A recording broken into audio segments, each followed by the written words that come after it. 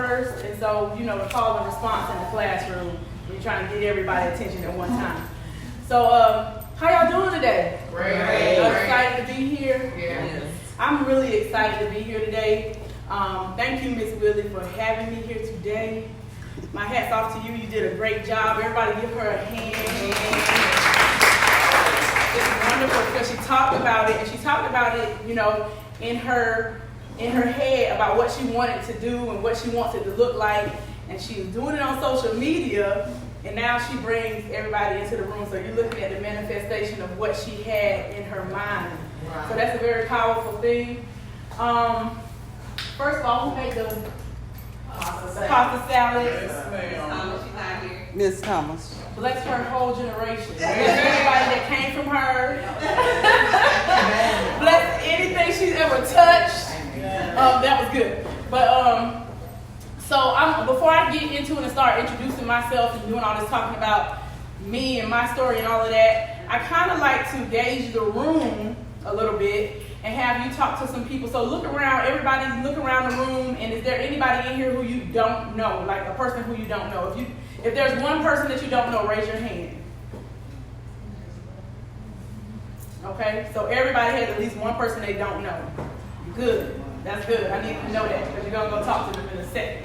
So you don't know anybody in here, so you just raise all your hands.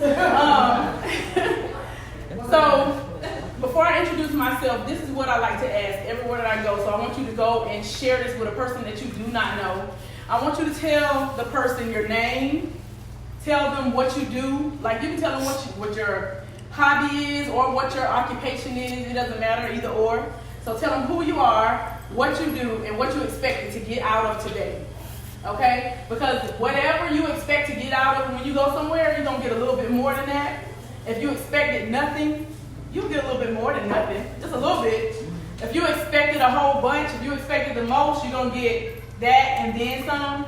So tell them your name, tell them where you work or what you do, and then tell them what you expected to get out of the day. So go and find that person who you do not know and do that for me. Hey, friend.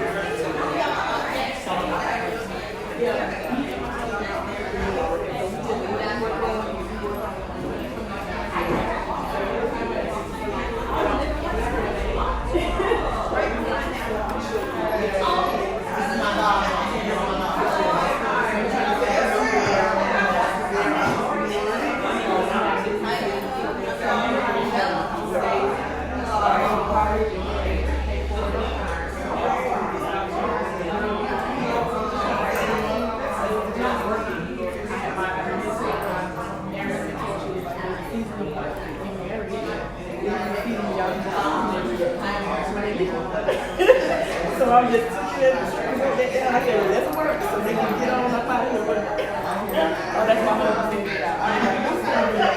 Yeah. Okay, that's what I mean. They always gonna be around.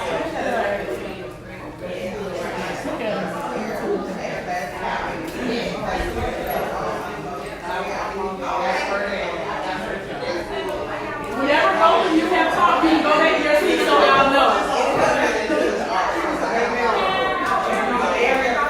No, you don't have to.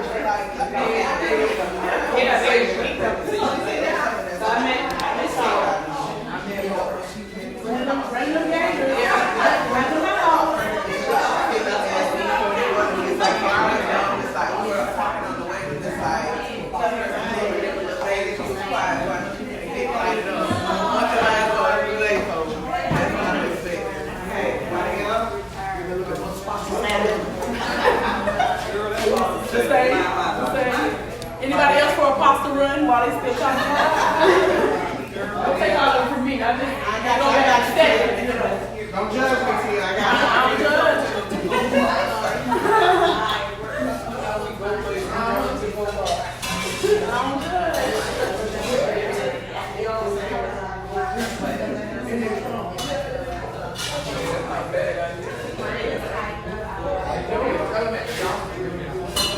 What do you expect out of that? I didn't speak with anybody. I'm trying to video, so this will be on video.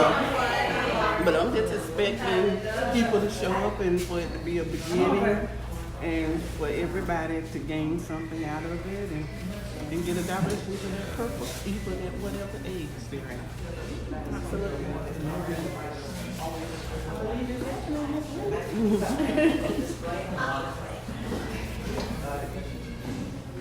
Y'all look, they have my whole look. Look at them in the back. Everybody turn to the pretty people in the back and look at them. They just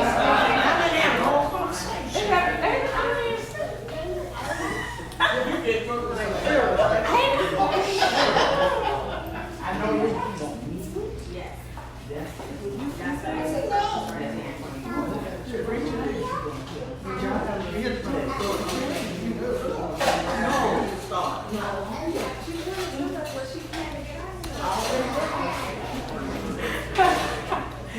Look, don't let them. Okay, T. I will stop. Don't mess with them. Let them get a hard ride. But while they're doing that, what's some stuff that you heard that you expect from other people? Financial freedom. Okay. What did somebody tell you they expected to get out of the day? I'm protected to be ignited. Be ignited. Hey girl, hey. Okay, so was that good that you hear some different directions of what people are expecting today? Yeah. You may be expecting one thing, your neighbor may be expecting something totally different. But either way, I believe that you're going to get what you expect. Today, usually I have some girls that'll come out with me and we'll support each other. But I'm really excited to say that today they are not here with me because they are all somewhere speaking this morning. And we got together probably in, January at the retreat. We got together January in the retreat. At a retreat I have called the Hey Girl, Hey Retreat. We got together and we did some masterminding. We did some brainstorming. We had a couple of different coaches who came through. And these women said they wanted to speak. They wanted to start their speaking careers. They wanted to start mentoring women. They wanted to start their businesses. And we put our efforts together, and they are really out here doing it right now. So I'm really excited. And I was a little sad that I couldn't be at where they are. But I'm excited because all of them are really out doing what they said they wanted to do. Right. And whatever it is that you said to your neighbors today, that you are expecting that, I want you to expect it. Because what happens, what God has graced me to be able to do is to come into people's life and help them to go exactly where they want to go. Help them to get where they dream, starting right where they are. That's what we do. My name is Tia Crockett. I am a purpose and confidence coach. So what I like to do is help you to dig deep down into who you are. You discover your passion. You discover the purpose that's on the inside of you. You even discover some of your fears and some of the limiting beliefs, the things that's been holding you back, the lies that you tell yourself in your head as to why you haven't been able to go forward. We call them reasons, but they're really excuses, right? And so we discover all of that, and then we walk in confidence. After we discover it, we start walking it out and doing what we need to do. So I'm excited to be able to be that person in so many people's life, right? We have a personal development firm called Authentic Youth Empowerment. Abbreviation is AYE, which is everybody say A. Okay, that's what we do. And we just help people to start right where they are to get where they dream. Like I said before, it's me and my husband. Listen, when the icebreaker that happened today, that was funny. Y'all play too much. That was good. That was good. And she was talking about how she looked down and saw, the financial things that me and my husband do. We do a lot of things financially in our communities. We do help people to figure out how they're going to take their money and multiply it, but also tax-free. So So we like to help people to learn these different things. We are investors as well. We are real estate investors. We've been doing this for over a decade. And so we are just trying to inform our community so we can get out of the rut that we've been in. And so the reason why we call it a personal development firm is because we believe in helping you in spirit, soul, and body, and your finances. That's what we like to do. Okay, and we do have 2 sons. I was explaining, tell me your name again? Joanne. I was explaining to Joanne when we were talking, we have 2 sons, a 6-year-old and a 10-year-old. And what we're doing, our aim is that before they become teenagers, they will have written a book. They will have a business. They will have accomplished something in their life before they become teenagers, and then throughout their teenage years, they will have an entrepreneurial spirit. They'll be leaders in the community, and this is what we're doing. We're trying to set up a generation. I heard Ms. Willie say, she wanted to bring everybody together from the baby boomer to the millennial. And I don't know where, I'm somewhere stuck in between GXer, I don't really know. Somebody say I'm a millennial, somebody say I'm a GXer. I don't know which one I am, but what I do know is that it is absolutely possible because the retreat that I told you all about, in that retreat we had the age range from 60 years old to 20 years old in this one retreat. And what happened is exactly what we need to happen in our community. What ended up happening is that you had the older seasoned, the sassier saints, as I call them. They were able to give information and they were able to give understanding to the younger people, right? And they were able to tell them some stuff about life. And then if you want to do something in this era that we live in, the younger people were able to tell them about the technology, the way that social media works, the way that, and I see them, they're still connecting with each other. That happened in January. Actually, the first one happened in October of 2017, or September of 2017. And the crazy thing about it is that they're all still friends. They all still connect with each other. They all still do events together. Girl, how am I supposed to send out these tickets on Eventbrite? I don't know how to do that. They have a community of support. And so that's one of the really powerful things that I believe in, is creating community where you can have support. Because you know how sometimes you feel crazy. You don't want to ask certain questions because I don't want them to think I'm dumb, or I don't want them to think that I'm behind the times or whatever. Well, they don't care. They ask the craziest questions to each other. They laugh at each other and then they get it done. So that's what we do. And I have a ball doing that. I have a ball doing that here recently, and I'm still just introducing myself to you so you can get a feel of what it's looking like to actually walk in purpose, because we're talking about purpose today, right? Right. And so for me, here recently, I was able to go and take a trip with my family. We were, for 8 days, we went to Washington, D.C. together, right? Now, there was a time when we're not going to Washington, D.C.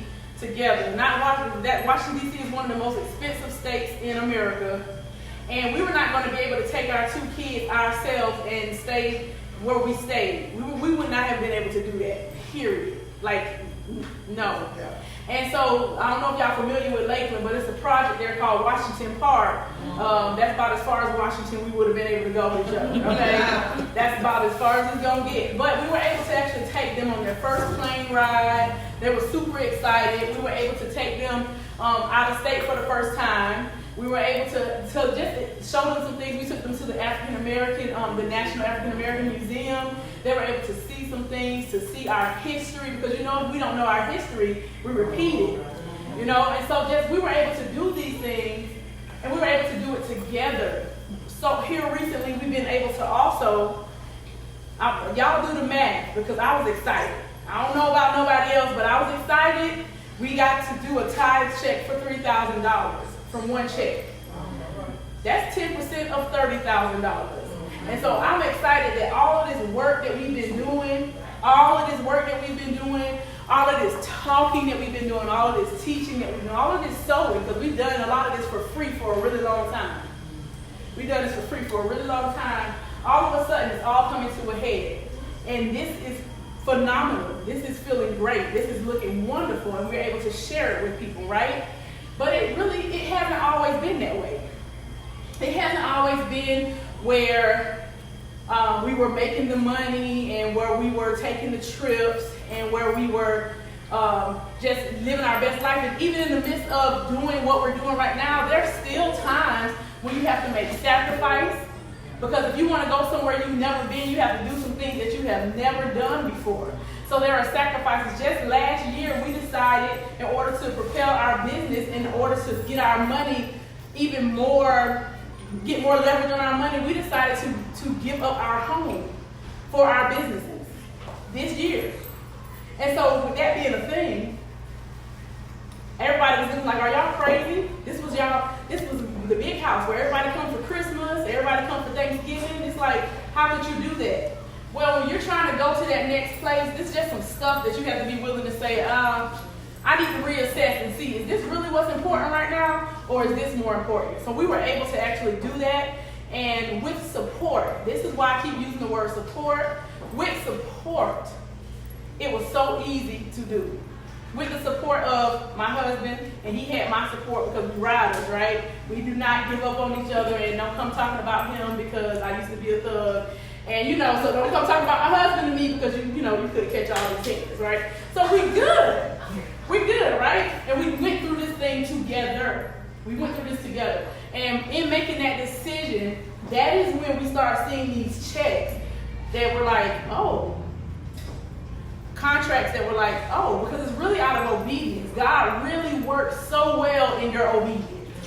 He works when obedience is like clearing the airways. Like when you ride into Orlando or you're riding to Tampa, there's always construction going on all the time. Obedience is like riding down that street and then all of a sudden everything clears out and you're able to just go full speed ahead. So we're just going to talk about a few things that I know are going to be so pivotal to relaunching yourself and relaunching your purpose. Somebody say relaunch. Relaunch. We're going to relaunch because I know for a fact that most of us, what we have experienced is as children, as teenagers, as young adults, God is not slack concerning his promises, period. So what he does is he places things on the inside of us from birth. According to Jeremiah, he places things on the inside of us before birth, right? And what happens is we start doing what we think we have to do in order to get by. We start doing what they call nowadays adulting. And when you start adulting, you start pushing your dreams on the back burners. You start pushing it down so far, you push it so far down until one day you look up and I ask you, well, what's your purpose? What are you supposed to be doing? And you say, I don't know. I don't know what I'm supposed to be doing. That's what I'm trying to figure out. But if you ask a room full of kids, what do you want to do? You want to know what's going to happen?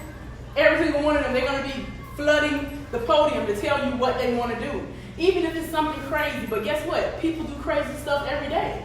If they say they want to be an astronaut, aren't there people on this earth who are astronauts? Why not? Yes. You know what I'm saying? If you said that you wanted to be whatever it is you said you wanted to be, maybe you can't even remember what that thing is, but if you said it, it was placed there for a reason. It was placed in there for a reason. I'm tickled. Ms. Willie was saying that she wanted to bring the local talent together so that she can show that just like Oprah and Gail, we have talent. I tell people all the time, I really wanted to be Oprah when I was in high school, period. I just want to be Oprah. Don't ask me what I want to be. I don't want to go to the career fair that they have in the gym. And they had the nurses and the people who had the lawn mowing services, and they had the people who were doctors and dentists and lawyers. And I was like, where is the Oprah table? Because that's what I want to do, okay? It wasn't in there, y'all. And sometimes you have to create your own table. You just have to do it, right? And so we're just going to get into how you actually relaunch your purpose. If you lost it, we have to get into how you actually relaunch it, okay? So we're going to look into that just a little bit today. If you have something to take notes on, I'm going to give y'all a few notes, like a few little points, and I'm going to expound on them. Hopefully, you'll get nuggets all throughout it. Hopefully, you'll get a lot of what you expected and even more. Are y'all ready to go ahead and relaunch? Yes. Are y'all ready to go ahead and relaunch? Yes. Okay. I'm just checking to see if I was in the right room, okay? It takes bravery to relaunch, okay? So I'm a reader. I'm a reader. I read books. I read books, y'all. I can read 3 to 4 books in a month, just reading and reading and reading, right? And so books that I'm reading right now, he says that it doesn't take money to make money. You know how people tell you it takes money to make money? He says it doesn't take money to make money. It takes bravery. It takes bravery. Somebody look at the person next to you and say, be brave. Be brave. Be brave. Okay, so it takes bravery to make money. Now, what does that really mean? And not that this whole thing is about to be about money, because it's not. Sometimes your purpose is not all about the money, but I guarantee you when you get in your lane, if he takes care of the birds of the field, the beasts of the field, the birds of the air, if he takes care of them, how much more is he going to take care of you? Okay? But it takes bravery, and sometimes bravery looks like some of the stuff that we're about to discuss right here. So we're going to talk about relaunch. First of all, that is that's a little piece of a word. You will put it in front of the word, right? And when you put it up there, it just means to do it again. No matter where you see if it is used in front of a word, means to do it again. Do it again, do it again. To launch. And when I looked up the word launch, because we always say, people say they have book launch, a business launch, a mentorship launch. When I looked up the word launch, I loved it because we live in Florida, right? And living in Florida, we used to get to see the space shuttle launch off, right? And what happens when the space shuttle launches off, y'all? When the space shuttle launches off, it launches off with so much force and so much tenacity until it actually rips the atmosphere that we are in. And the tiles and everything that's on the outside of that rocket ship, they start to drop off. They start to burn up because they're leaving this atmosphere going to another place. And so if you say that you want to relaunch your purpose, I want y'all to just be ready for that, because what that actually looks like is you're going to be moving with such momentum until the things that are attached to you, the people that are attached to you, the places that are attached to you, the things that are attached to you, they're going to fall off and they're going to burn away. They're not going to be able to hold on to you. At a certain point, when they reach a certain point in space, even the microorganisms and the things that are on the outside of the ship, they die off because it's a different type of oxygen. It's either no oxygen, low oxygen, high oxygen. It does not match what they are used to.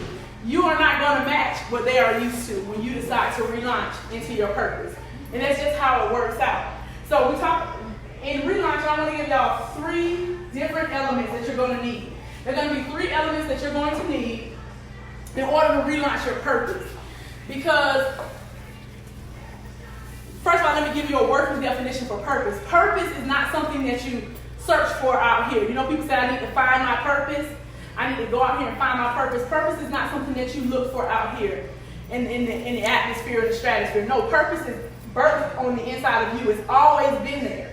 It's always been there and it's never going away. And the reason why we're talking about relaunching is because I believe when I work with women, I don't care if I work with a woman who is 20 years old or if I work with a woman who is 68 years old. It does not matter the age. What I found is the dissatisfaction that you are experiencing in your life comes from you not walking in your purpose.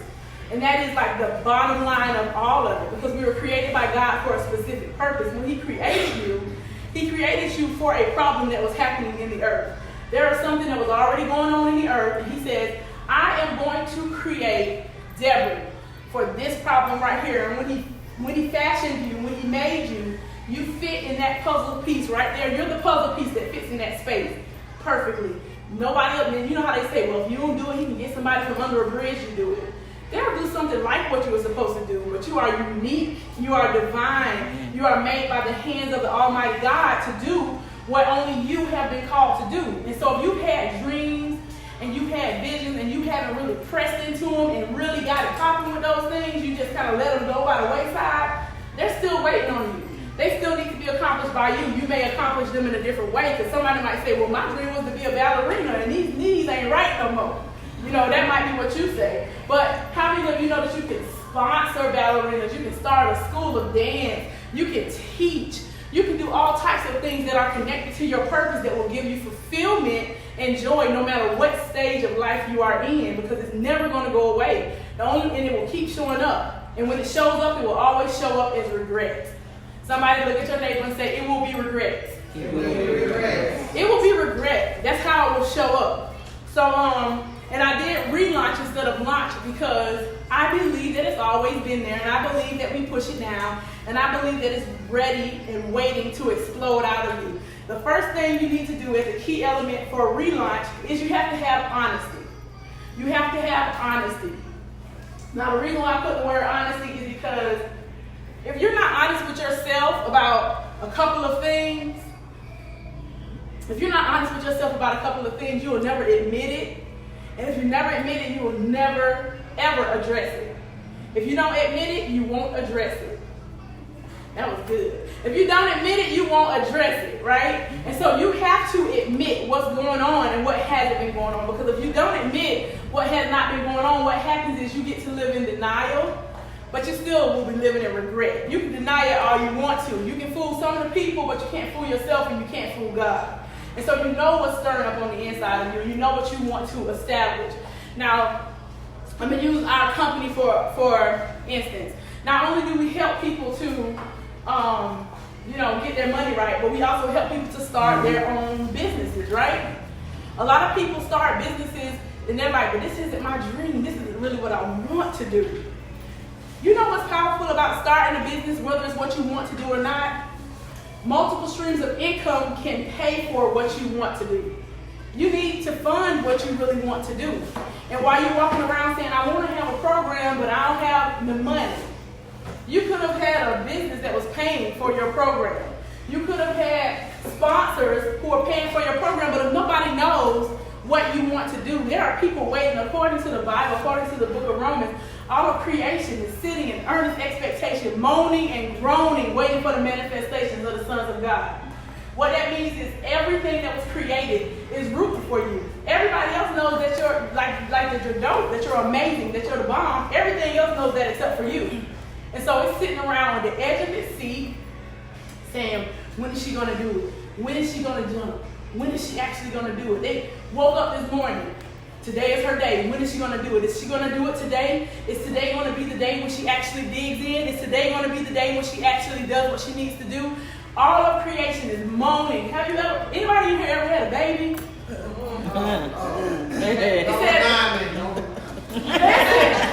It says all of creation is moaning and groaning in earnest expectation. It's pregnant with expectation for you. And so now when you see all of creation moaning and groaning, pushing, wanting you to come forward. I had my last child, Benjamin. Let me tell y'all something. I don't know whether he was just chilling in the womb. He didn't want to come out. He was taking forever. I was overdue when I went to the doctor. I was in labor. He didn't want to come out. They started threatening me, said I was going to get a C-section. I started boo crying on the table. Like, don't cut me, don't cut me. And then all of a sudden, I guess he heard me crying. He was like, all right, and he just came out. But the pain of the extra, y'all know how the closer you get to something being pushed out, the baby being pushed out, the closer you get to the end of the pregnancy, you like, just come out, just get out of me. We start doing those eviction strategies where we just want to push the baby out and just, just get out of me. Just get out of me, right? And so it should be with your purpose. And so it is with all creation, moaning and groaning in earnest expectation for you to be pushed out, for you to be birthed out, for your purpose to be birthed out of you. And so now we're walking in honesty. What kind of honesty? First thing we need to be honest about is where are we? Where are we really at? Where are we really at right now? Because if you look around and you're like, I'm okay, I'm cool, I'm good. I mean, we eat it. Oh, we get deep. I'm blessed. I can't complain. You always complain. What you mean you can't complain? When you have to put rob Peter to pay Paul, yeah, that don't feel good. When you're trying to figure out, okay, so do I need to pay the light bill, or can I take my grandbabies to Disney? Or can I pay the light bill, or can I send my kids to camp? That's not okay. And if you were walking in your purpose, that would not be a question. And I know some people say, oh, well, my purpose is I'm a minister. Okay, so is T.D. Jakes, and he can rub 2 sticks together and get paid $5 million for it, Just because your purpose is ministry, that does not mean, listen, y'all say this with me, ministry is not synonymous, with broke. It doesn't go together. They don't work together. They don't go together. You're a son of the Most High God, born in His likeness and image. You are royalty here in the earth. And so what does it look like for you to be telling people you're royalty, and then you're royalty now, and then they kids are all out here in the Himalayas taking pictures with skis, taking pictures on, at the beach, at the resort, everywhere. Their grandkids have college funds that they have funded. They're retired. They're walking around on the golf course, and we retire and we working at Publix back in our grocery. We don't want to end up in these places, and even if we do, we can still get out. We can still get out, but it has to come with purpose. So one thing is be honest. Be honest about where you are and feel all of that. Because if you try to not feel it, what happens is you grow numb to it and you get used to it. We get used to being broke. We get used to being busted, and we also get used to being unsatisfied. We get used to it, and we think that that's just life. But it's not. Another thing is, with your honesty, where do I desire to be? Because a lot of us are so afraid to dream. Once you figure out where you are, the next thing you need to be figuring out is where you actually desire to be. I'm going to tell y'all, sometimes this is the hardest thing. I work with women in groups and privately. Deciding where you actually want to be is the hardest thing, because you have been disappointed so many times by life. You've been disappointed so many times by your own self, by your own decisions. You have lied to yourself so many times that you don't even want to say it out loud. You don't want to say it out loud. Be shamed. You shame. You don't, cause just like why say it? I know I'm not gonna do it.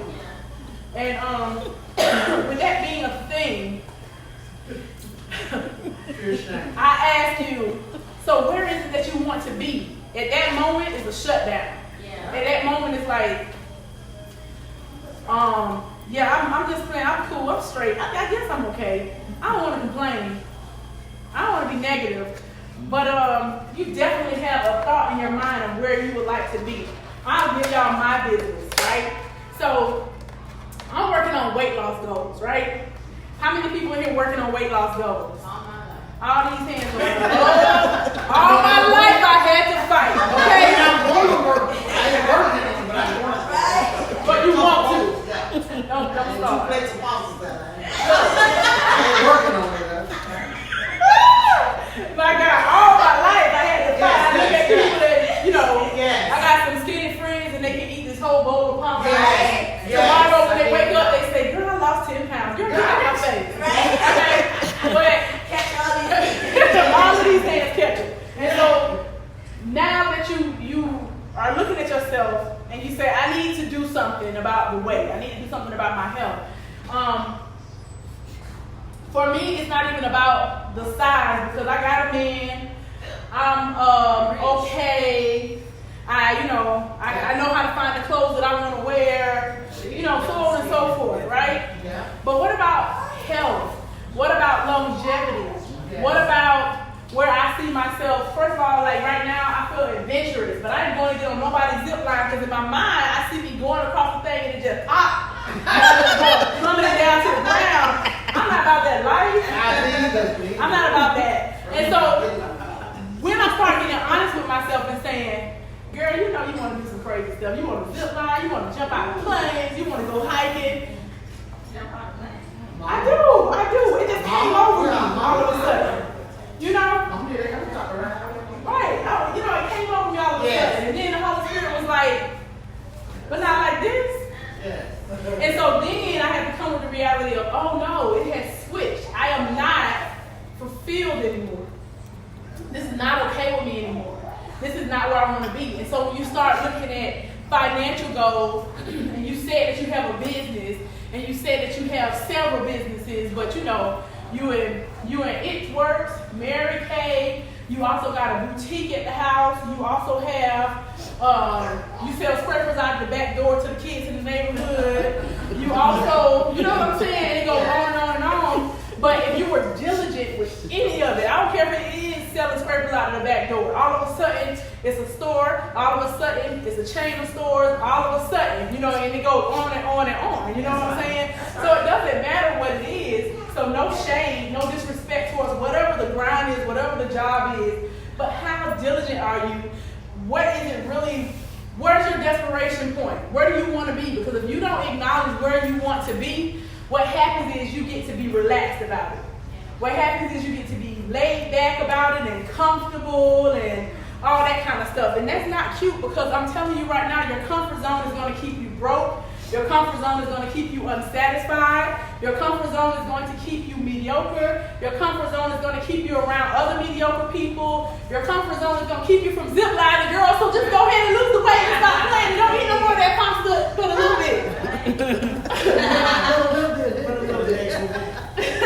But a little bit, okay? But so where do I desire to be, okay?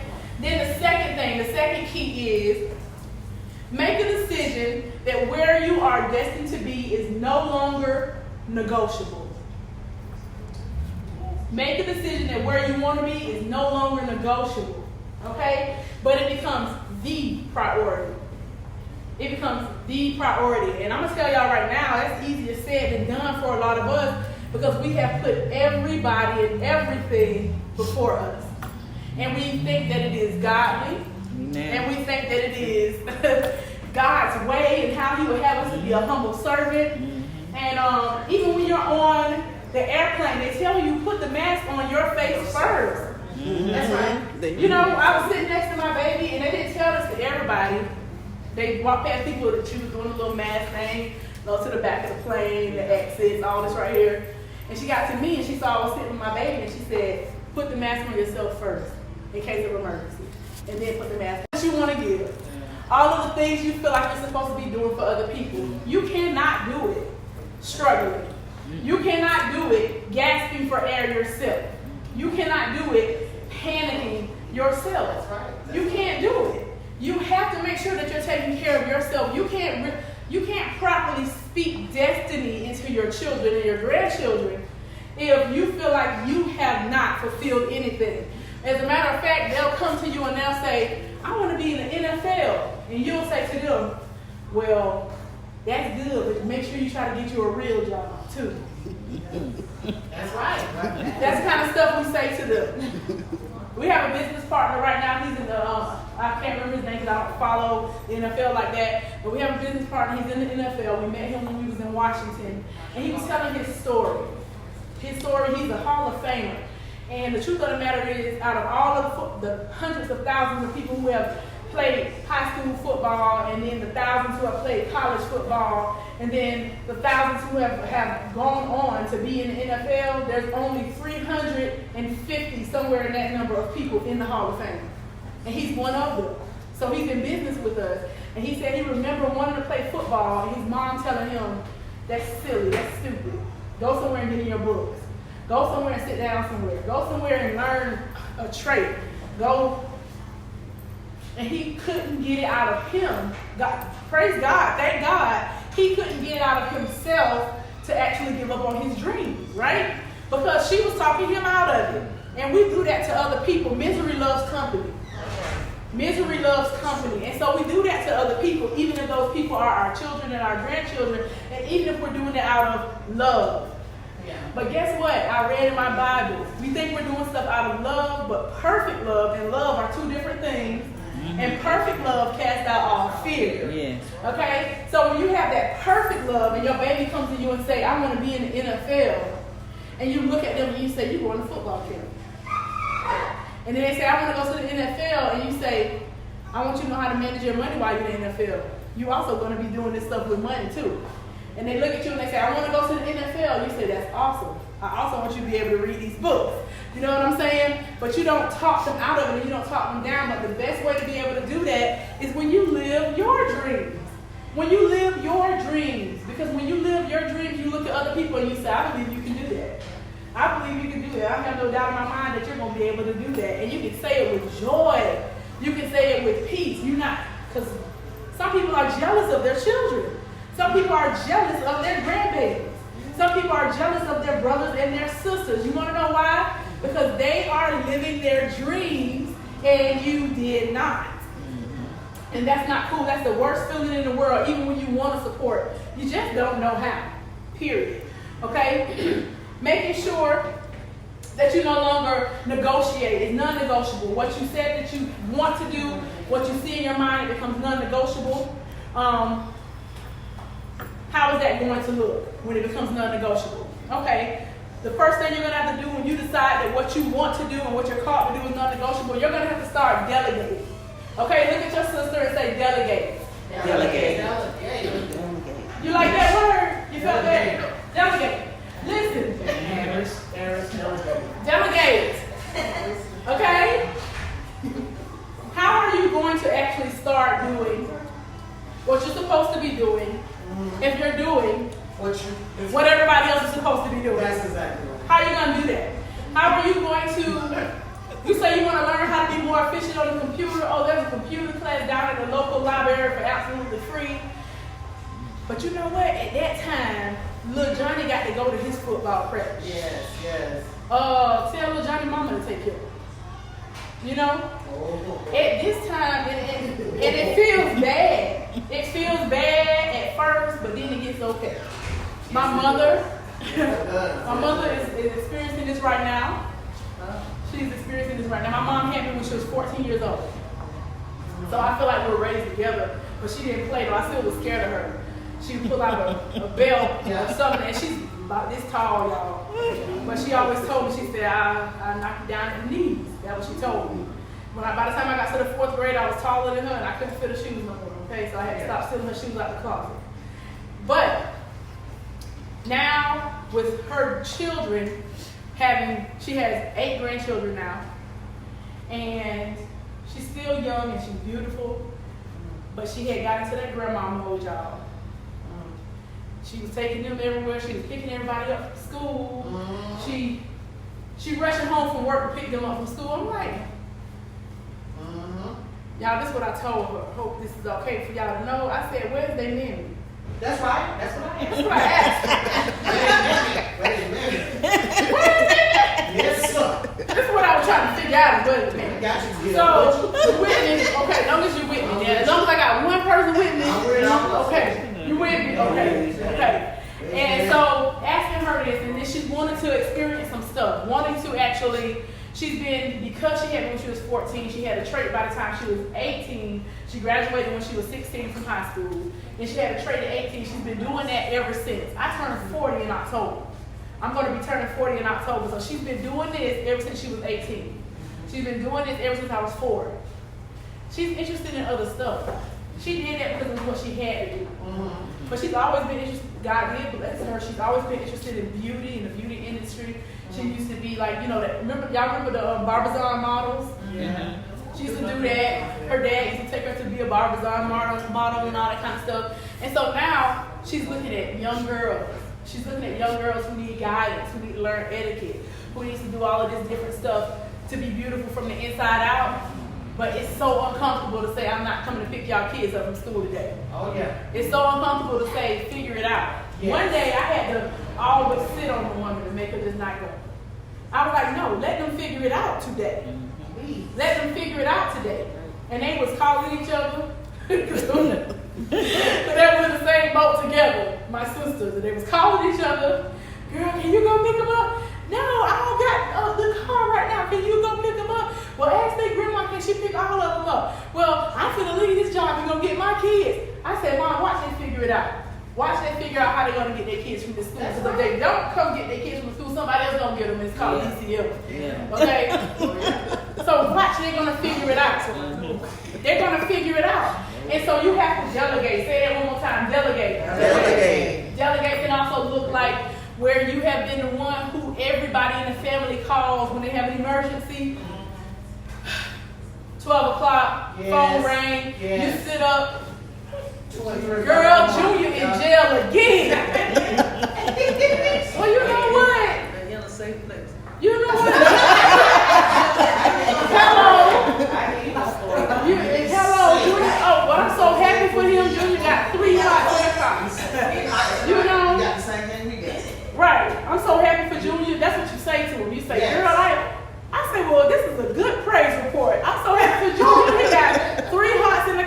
Well, that's good. All right, I'll call you tomorrow. That's right. You ain't got no light or water to worry about. Right. You go back to Move over sleep. there, food They gonna in, teach them how to bake. They make gel cookies out there. They make cookies and they put them in the window, make them get hard, and they bake them.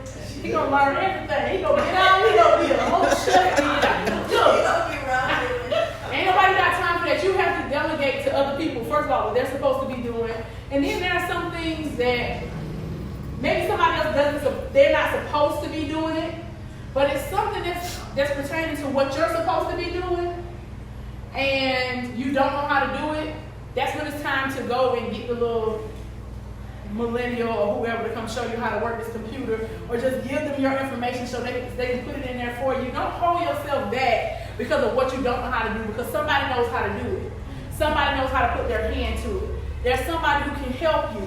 You know, I don't necessarily like technological things, but I have people around me who they know how to do that stuff. And so I would either call them and ask them how to do it, or I would give them the thing and say, here, do this. And there's something, y'all, it's something so powerful out here in this business world. It's called Fiverr, right? Fiverr is actually a site that you can go on the site and say, I don't know what I'm doing. And they say, well, you pay me this much and I'll do it for you. It's that simple. It's not like it used to be where you had to hire a whole secretary and you got to hire people to do your books and you got to hire people. Not in the beginning. It's very easy, but you need to get in a place, and that's what I love teaching my clients about. I love teaching them about the tools, the tactics, and the strategies that it's going to take to actually do what you want to do. It's going to take these things to do what you actually want to do. Excuse me, what did you say? It's called Fiverr, but I have some more, and I'll send them to y'all because I don't have them. I have some more as well that I'll give you afterwards. I have them on my phone. Some other places that we use, but so you're going to delegate duties, and then the second thing you're going to do when it comes down to making a decision that is no longer like negotiable whether or not you're going to really go ahead and do what you're called to do. The second thing that you're going to do in that area is you're going to have to opt out of or restructure your relationships with a lot of people, places, and things. What was the first thing you said? You're You're going to have to opt out of Okay. or either totally just restructure your relationships with a lot of people, places, and things. Okay? Let's talk about what that actually means. What does that look like? You're going to have to restructure your relationships. Okay? It's kind of like what we just said, because you teach people how to treat you. You teach people how to treat you. And at the end of the day, I was laughing talking to my husband because I was on the phone. I'm doing the most. I'm doing my family reunion right now. And what are we doing? Yeah. So I'm doing my family reunion right now, and my cousin called me and she said, girl, I forgot to send you the fees because I woke up 7 o'clock. Let me tell y'all the whole story, y'all. I woke up 7 o'clock this morning and Mr. Jackson, she's helping to take care of her father-in-law, and he has dementia. I woke up 7 o'clock this morning, Mr. Jackson was screaming. I went in the room, he had and pooped all over himself, girl. And then when he did that, then I cleaned him up and then I drank some coffee. After I drank my coffee, I was sitting there just trying to get my mind together. Then my best friend called me, and girl, she said her husband then jumped on me. And then I got up out of the house and went to go check on her. I came back, my mama called me, and she said, I need you to take me to the orthodontist. And then I went and saw about her and came back. Girl, it was after 7 o'clock by the time I got back to the house. And when I got to the house, got cleaned up, I was going to bed. Me and Kimbo was talking about how much a rough day it was. And then 12 o'clock at night, my other friend, her husband died. She called me and she said, girl, listen, this man outside my house, he's stalking me. Please come over here. So me and my husband got up out of our bed and we went over there to go save her, and she came and stayed the night with us. Now let me tell y'all something, she wasn't lying. All that happened. She ain't a liar, like she a crazy lady. She'll be like, girl, I just ain't pay you, child, bye. That's how she acts. So I know she's not lying. She will never make up stories. And I was telling Eddie all the stuff she said that happened. Eddie's my husband, by the way. I was telling him all the stuff that she said happened. And he started laughing. He said, man, we don't get them kind of phone calls. That's because we didn't talk. People don't call me with this. Because I didn't say it to them. Oh, I'm so glad it's a testimony. Okay, he in jail, he's safe. All right. I've done that. I didn't have to do that to some people because you have to redo your relationships with people. I have family. Everybody got that part of your family that no matter what, they have drama with each other, they around here, they then shot each other, or the pinky toe, or whatever they got going on.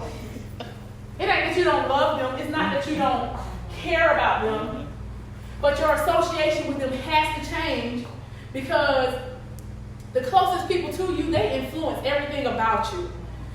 In your phone, if you look at your phone at the top 5 people that you text, and you look at your phone and you look at the top 5 people that you talk to, and then you look at what are those top 5 people and you talking about, I guarantee you that is what's manifesting itself in your life. And so when I look at my phone and I look at the top 5 people that I talk to, and they're like, girl, I'm thinking of doing this program. Me and Deborah, on the way over here, she was like, God told me to do this, he told me to do that. And I'm just sitting there like, girl, what are we going to do with it? And if she say something, I'm going to be extra and add something to it. And so now you're on the phone having nothing but masterminds. You're on the phone having these strategy sessions. I look through my top 5 and all of them are flyers because they speaking somewhere today. I look at my top 5 and it wasn't always this way though, y'all. So I look at my top 5 before and there'd be like screenshots from something ratchet. And they be like laughing and I he laughing back. And so it's not always been where I looked at my top 5 and it was amazing. It used to be look at your top 5 and they talking about your auntie, like even gossiping about family. What it do, make you feel better about yourself? Because you like one step in front of them? You know, both of y'all borrowing money from each other every now and then. You know, and so your relationships with people, places, and things have to shift. I talked to y'all about my weight loss journey. My relationship with food has to shift. I have to eat food to fuel my body. I have to eat when I am hungry, not when I'm happy, not when I'm sad, not when I'm celebrating, not when I'm, not because I'm up late, not because I'm watching TV, not because the TV won't work. I mean, we just eat any kind of, for whatever reason. We eat at the wedding, we eat at the funeral, the baby was born, we eat, the granddaddy died, we eat. We just be eating.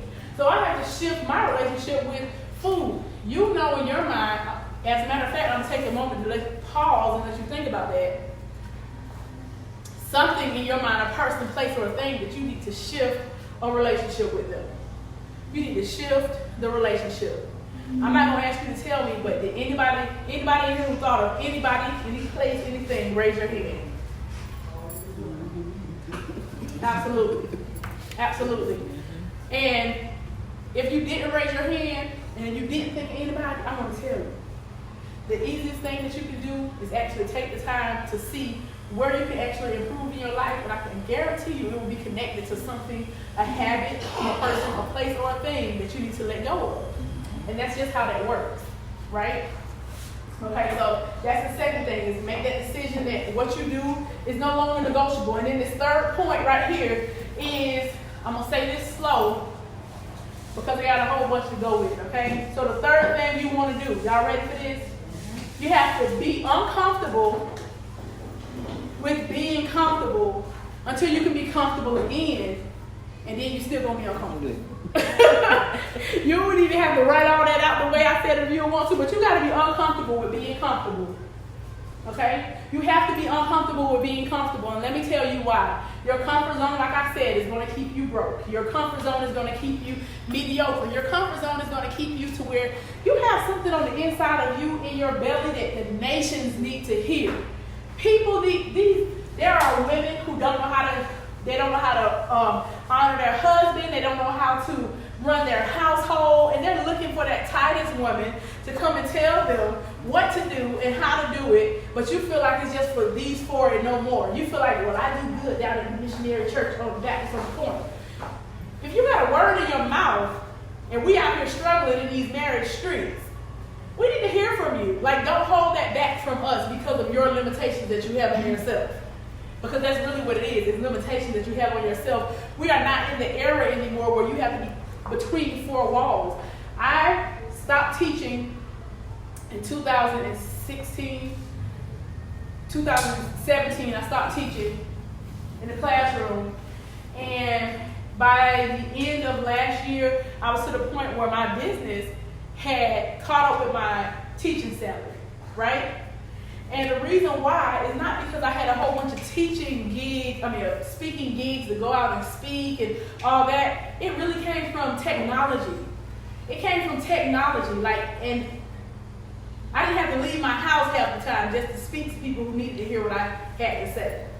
The same is true with you. Miss Willie, she goes live, she does these interviews live, and she might be on there and there may be 10 or 20 people on the live video watching. But when you hang up your phone and you go back and look at that, I bet you can go back and it says 100 people were watching.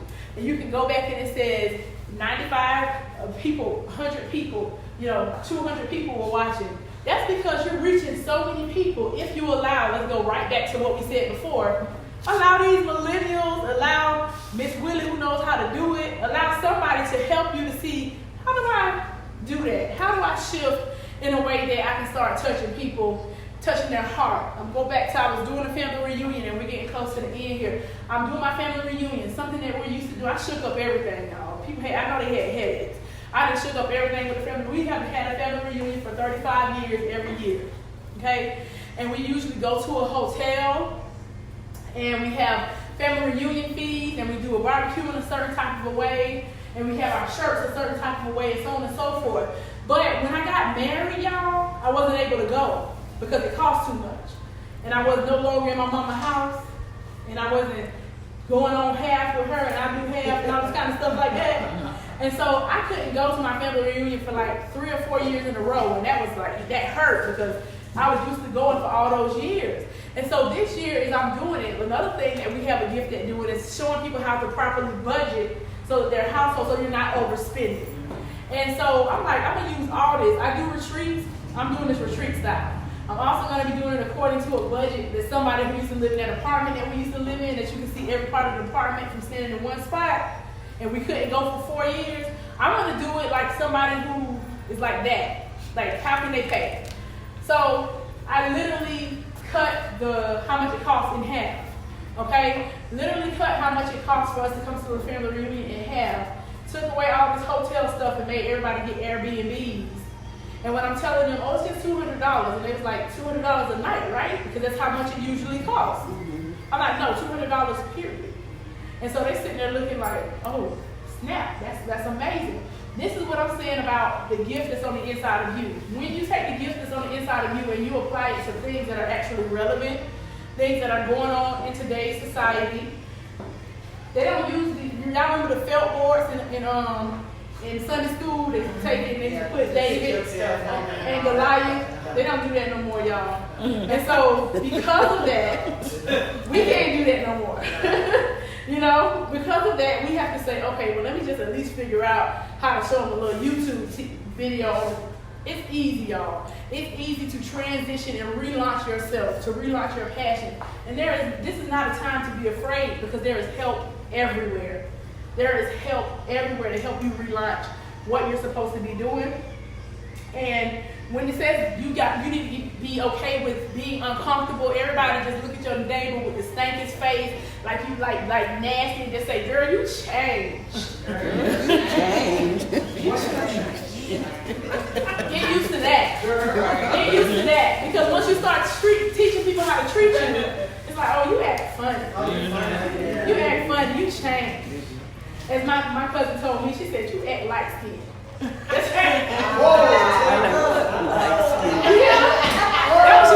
what she told me, y'all. She said, you acting brand new. Okay? And so, but that's okay, because if I haven't changed, then I haven't changed. If you don't see that I have changed, then I haven't changed really.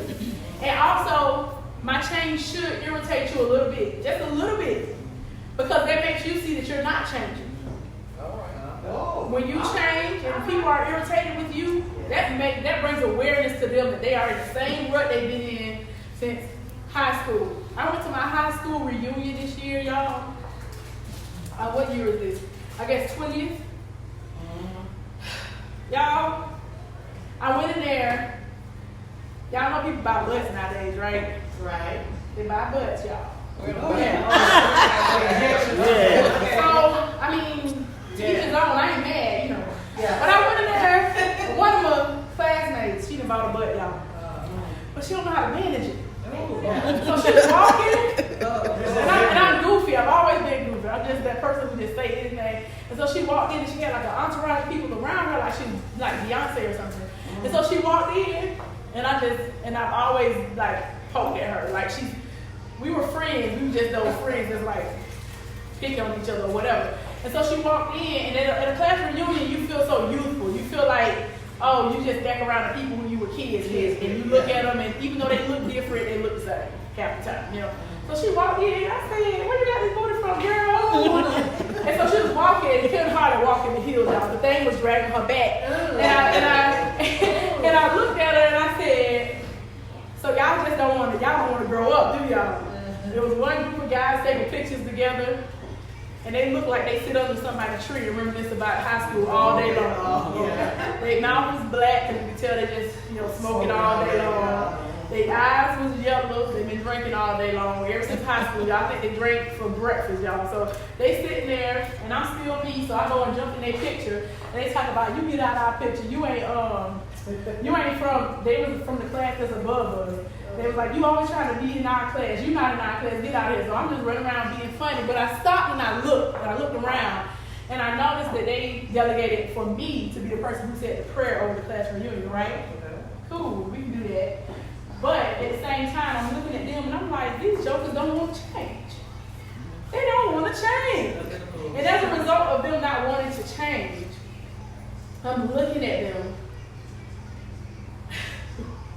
I'm looking at them trying to drop it low, can't get back up, trying to dance and whine and drop it to the floor. And you stuck down there, sis. You stuck.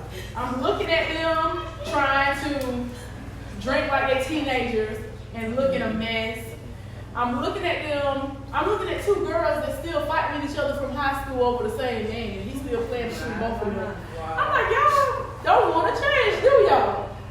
And then people just kept walking up to me saying, man, I've been watching you on social media. I'm just so proud of you. I'm just so happy, blah, blah, blah, blah, blah, blah. And I'm thinking to myself, all I'm doing is changing. All I'm doing is what I'm supposed to do. My old pastor used to tell me all the time, he said, once you start learning, you start dying. Yeah. And once you start changing, you still going to be changing. It's just called decay. And he used to say it all the time. He says it's inevitable. Change is inevitable. And so either you're going to progress forward or you're going to just waste away. And I just want to really encourage you all, to make the decision. Now that you make that decision of, okay, you know what? It's non-negotiable. I want to do what I'm supposed to be doing. Point blank period. Not going to stop me. And somebody looking at you saying you change. I want you to remember your purpose. Go ahead and shift. Go ahead and change. Go ahead and learn. There's something when you are doing what you're supposed to be doing. It's called imposter syndrome. Imposter syndrome is when you feel like you're faking. You feel like, how am I supposed to tell them about being empowered when I'm sad today? Or how am I supposed to help them with raise their kids? And, Junior just got out of jail last night. I just called y'all and told y'all Junior was in jail. How am I going to help them with their kids? But you know what? A lot of times our mistakes, what we did horribly, is what actually helps other people. My mom was telling me she wants to mentor the girls, and she said what the voice in her head says. She said it's on a live video, so it's not going to tell her business. But what she said the voice in her head says is the voice in her head tells her, now you had all your fun, now you want to try to stop these girls from having their fun because they're young. And I said, that's the voice of the enemy. That's the voice of the enemy trying to stop you from doing what you're called to do. That's the voice of the enemy trying to keep you from. I said, if anything, you can tell them that you raised a young woman who was a virgin when she got married, who married the husband of her youth, who was still madly in love with him. You can tell them that you raised 3 girls, all of them graduated from high school. None of us had children when we were teenagers. You can tell them all of this stuff, but the enemy can come and tell you one lie, and that's the lie that you rest on. That's the lie that you rest on, and that's what we're trying to knock out. You have to get into new rooms. If you say that you're going to change, you got to change your location. You got to get into some new rooms. Okay? What do I mean by that? Get into some new rooms. What that actually looks like, that means, hey, you know what? I've been around these same people all the time. And I know they love me and I love them, but I need to experience something a little bit different. And so what happens is you get up and you go to a conference by yourself in a whole other city, a whole other state. Just get up, catch a flight. It's like sometimes it's $150 to catch a flight to Atlanta. Get on the plane and get out of here. You know, go and sit on somebody's beach and just write while you're looking at people. And then you'll be looking at those people and you'll become less secure because they in bathing suits and they ain't really shaped right either. And so then you'll have your bathing suit on too and just be like, I'm good with this. I'm good with all this. And then you just be, they don't know you. They're not going to see you tomorrow. Go somewhere and live for real. Get into new rooms, meaning get into new rooms with people who are brighter. If you're the smartest person in your circle, you're doing yourself a disservice. Because now you don't have anybody to teach you. You don't have anybody to impart into you. And so if you've been taking honor in the fact that you're the smartest one in your circle, then what you've really been doing is walking in arrogance and wasting time. You've been walking in arrogance and you've been wasting time. You want to get around some people that when they talk, you open your mouth and you're at awe at what they say. We have a money mentor. He's younger than both me and my husband. But this man, on average, he makes $850,000 a year. And so when we talk to him and he's telling us about money, we ain't shaking our heads talking about, yep, I know that. Because obviously we don't know it if we ain't making $850,000 a year with him yet, right? We don't look at him and say, oh, we already knew that. What's next? No, we shut our mouths, and in the midst of him telling us stuff that we may think we already know, we catch golden nuggets from him that push us to the next place and the next place. So y'all get into new rooms, go new places, okay? And then you want to be content, but you don't want to be complacent. You want to be content, and that's something that I have in this book right here. Like, we do this every other month. We do this thing where we go through this Do Well Daily devotional right here, and we go through it as a group. It's a group coaching program, and there's one place in there that talks about being content but not being complacent because they are not the same. They're not the same.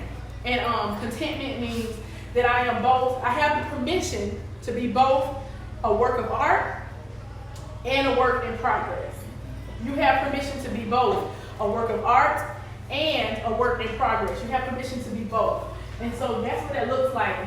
But complacency puts you in a place where you know you need to change, but you just turn your head. You don't look at it. You don't pay attention to it. You just say, I need to change, but I'm good. We all right. And you'll stay there forever. And that's up to you. And the last thing I want to say is invest in yourself. That's the last point. Invest in yourself. Invest in yourself is also kind of like the point that I made with go somewhere new, meet new people, get into a new room. Invest in yourself. Yes, I am a coach, but I have coaches, right? Coaches. Like Michael Jordan, he had a coach, but he had coaches. He got coached when everybody else was asleep. He was being coached. That's why we have arguments today whether he's the best or not, right? And so, invest in yourself. I had to take the time to start investing in myself, money, time, and energy. Me as a coach, I have people who come to me for coaching, and it's the first time they ever paid for something like that because they think they can get it at church.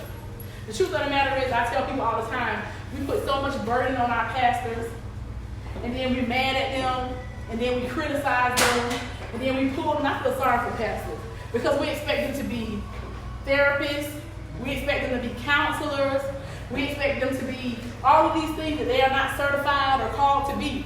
And when they fail us, we blame it all on them. When they fail us and they couldn't tell us, he don't know what to tell you about that situation. That's not what he's called to do. Let him preach the word of God to you. Let him do that. Let him break the bread of life with you. But don't put on him the burden of being your coach. He cannot tell you the strategies of how to get tax-free money. He cannot tell you the strategies of how to have a broader following you on social media so that you go to the next place in your business. He cannot help you to write your book and give you the ABCDs of that and how to get it published. Because the man needs to be somewhere studying so he can preach to y'all.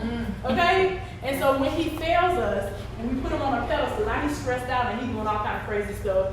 Now we want to expose him, kick him out of church and everything else. We're doing the same thing as him, but we kick him out of church. And so I feel sorry for pastors.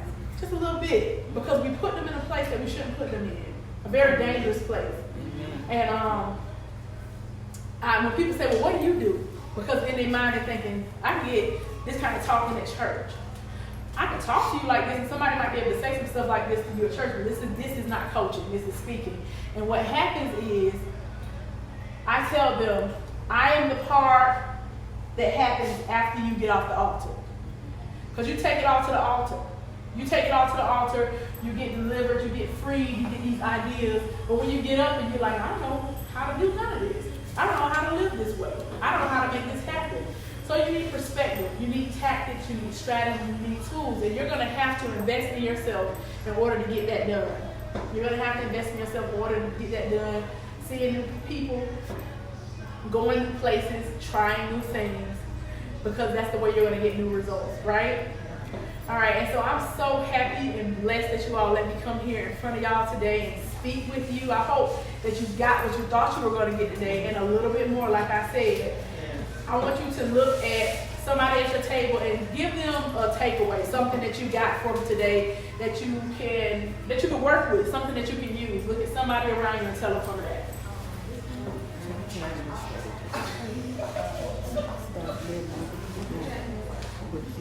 You get the name responsibilities. A lot of them that people use like change that strategy and people using me and be able to say, okay, that's good, see you. For me, I think just like really putting yourself in a position, in a place where you can expound and be all who you need to be.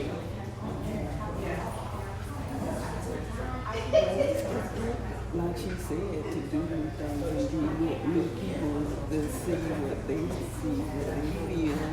Just be out and do something for yourself, really. You know what, too, another thing is just balancing.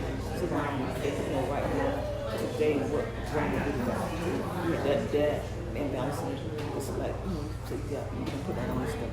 Just like, you said, you give the talking to you don't go on the phone too loud. And you know what I'm saying? And you can make you lose time. Is there anybody who would like to share? Your hand is up before I ask the question. I did actually want to share something based on everything that you did say.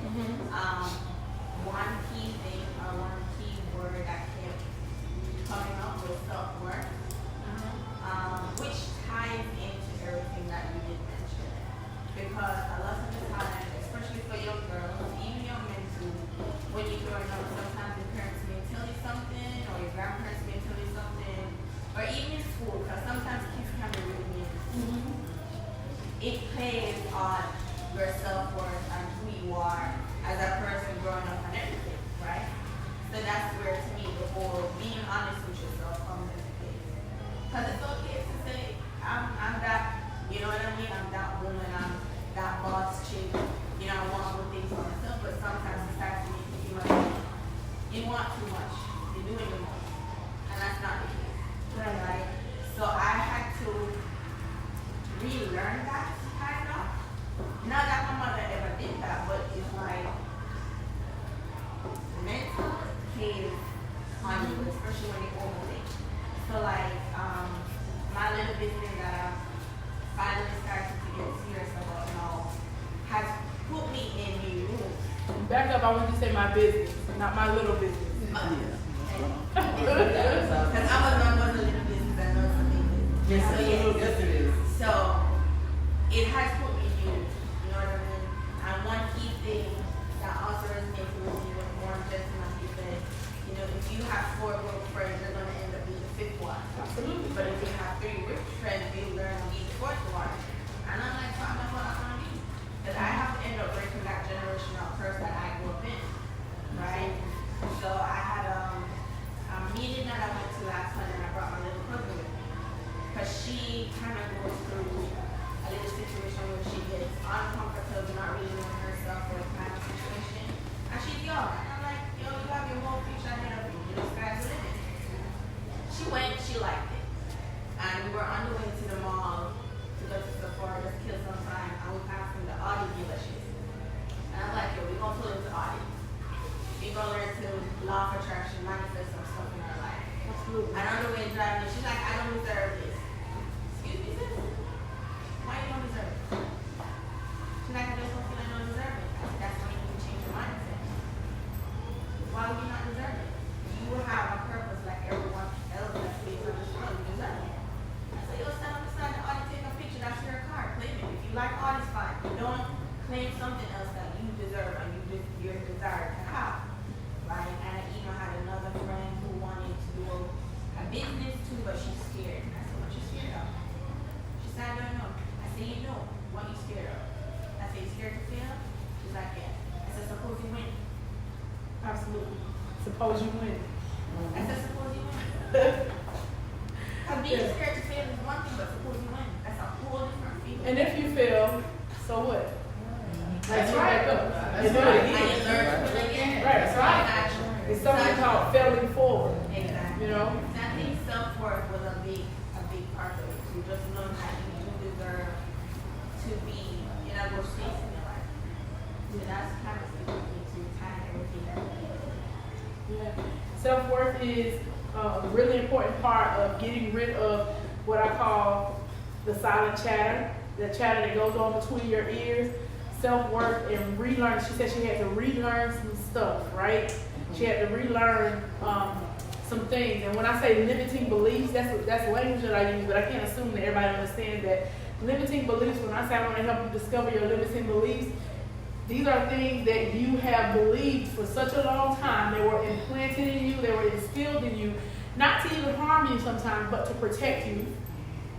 And they were placed down on the inside of you, especially as African Americans particularly. There are things that were placed down on the inside of us for protection's sake. There's a time in our country where we were taught not to look up into the eyes of a white person when we walk past them.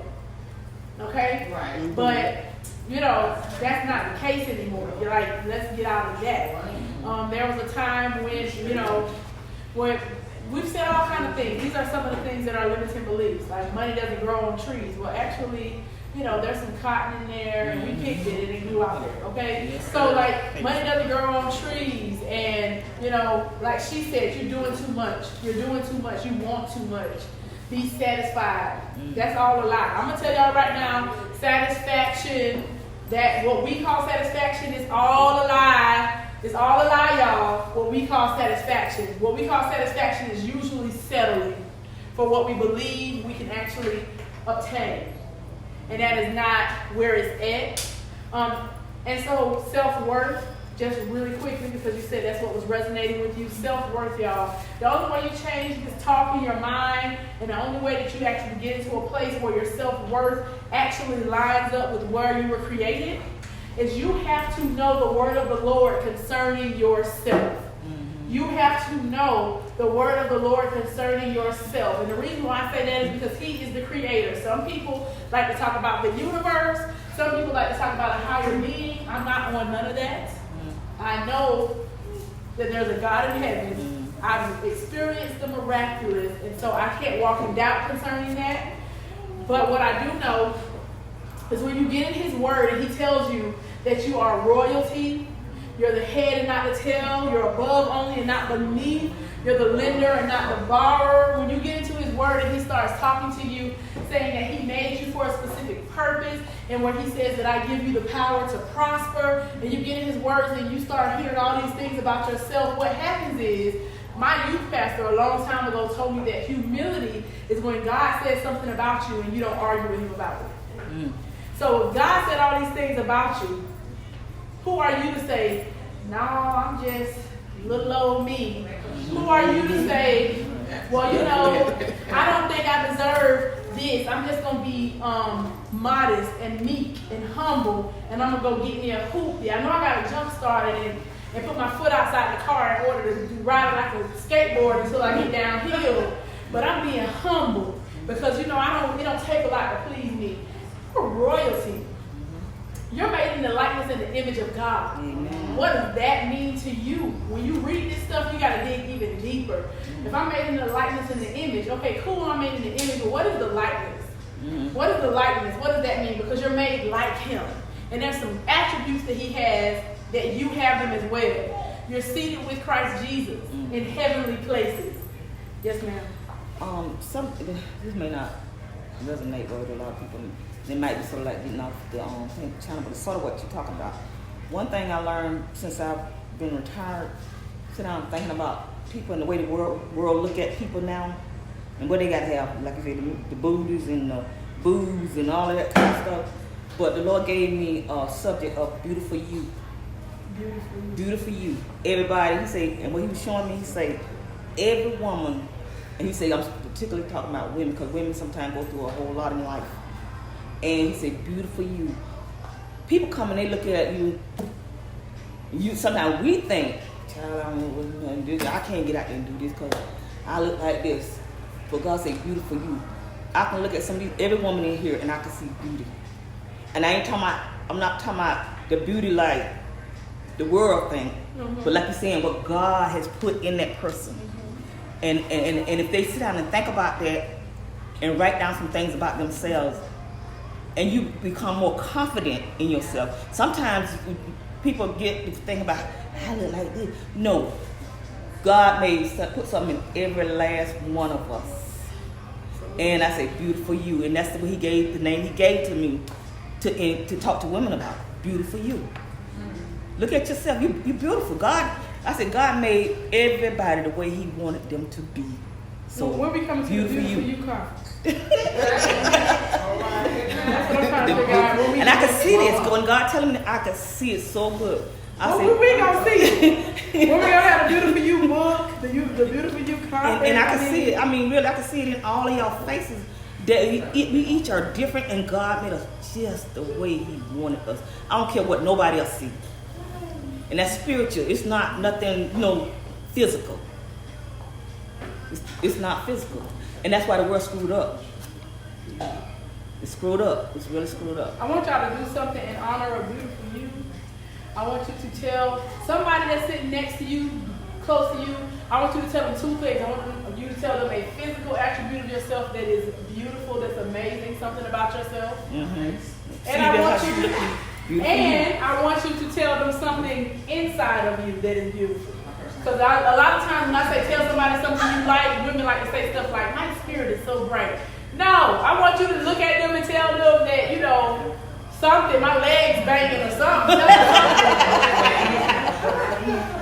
So go ahead and look at them and tell them. My hands are banging. Make sure they tell you both. Somebody's going to try to get away with it. I love the way he made me look. It's my look. It's special. It's awesome to God. He made me. What you got? What you love your special? Okay.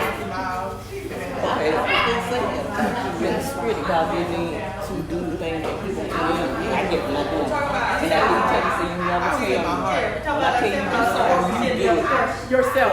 I'm talking from the inside. And that's what I don't hold my what I say. But when I see something, God tell me something, it's beautiful. And people see things like a bird page on the back, and to me, what's wrong? And so what physically is beautiful? That I am beautiful, and I know that I'm beautiful because God made me the way He wanted me. So give me a piece. What is it? Your eyes, your lips, your full, Okay. All right, guys. Y'all told everybody? Yes, ma'am. So how did that feel? How did that feel? You tell me. How did that feel for you? Talking about yourself. It's a little uncomfortable. It was uncomfortable. That's what I'm talking about. You don't believe it? That's what God was talking about. See, that's why He was telling me. He said, beautiful. Yeah. You are beautiful. Because it's not nothing physical. It's a spiritual thing. But you know what? Y'all are physically beautiful as well. Yeah. So that's why I told you to tell your neighbor something that's physically beautiful about you and something that is on the inside of you that is beautiful as well. Because a lot of times when I talk to women and I say, tell your neighbor something that is beautiful about you, and they want to say their spirit beautiful. They want to say that their heart is beautiful. Baby, sis, I can't see your heart. Like, tell me something that you like about you. Like, when you look in the mirror, what is it that you see that you like? What is it that you see that you don't like? What is it that you can change? What is it that you can't change? Like, So anyway, anybody, I think Ms. Willis said she wanted to open the floor up for Q&A. And so if anybody have questions, that's cool too. But I want to tell you all that I do have these books on the table. These books are a coaching program. I go through it, or either you do it by yourself. It's a coaching program. It's $25 for this book, but it's $20 today. And with this coaching program, I do it on social media, but a lot of people that I'm coming in contact with are not on social media, so I'm starting to do it through conference calls. And we meet like 4 times a month, and we go through this book, and it's a spirit, soul, body, finances. Those are the 4 weeks that we go through. But when you go through this book, you get an accountability partner with you. Even in the front of the book, it says, don't buy 1, buy 2, because you need somebody, you're going to want somebody to go through it with you. But when you get into my actual group, what we do is I hook you up with accountability partners. I believe you've been a part of it before, twice, and you've been a part of the Friendo as well, yes. And so, twice. And so when we go through it, a lot of people come through more than one time. Some people come through because they didn't press in the right way the first time. Some people come back through because they say, I'm just not finished. I want more, I want more, I want more. So we do that. The program is actually a $100 program, which is my coach yells at me because she says you are cheating yourself because you're doing all of this work and blah, blah, blah, blah, blah. I made this program specifically to introduce it to my community because I know how we don't know about coaching. This is something that's new. It's not something that we're used to. We're not used to investing in ourselves. So she's just looking at me like, what? This is like this should be at least $700. And I know because I've invested that much in myself before. So I know what she's talking about. And it was for less than I'm getting. But at the same time, I'm cool with what I'm doing. So that is what this is. It's a $20 book and then it's a $100 program. But if you go through this book by yourself, you still will benefit from it. So that's no big deal. But of course, you're going to do better if you're walking through it with the author. You can find me on social media. You can, I think I have some of my cards with me. I can give you business cards if you want to find me anywhere to come and speak, to come to small business events. Some of you may have small business teams and you want to boost the morale. Some of you may have women's ministry at your church and you want the women to experience something new, something fresh. I do something called a purpose party where I go into even ministries and we do vision boards, we talk vision casting, we talk about breakthrough moments, and we talk about a whole bunch of different things. The limiting mindsets and all that kind of stuff, and we make sure that it happens in a phenomenal way.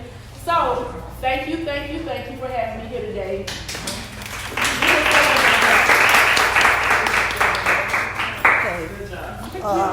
Your mom said thanking me for letting her spy. She's on. Oh, you were lying? Yes. Yeah.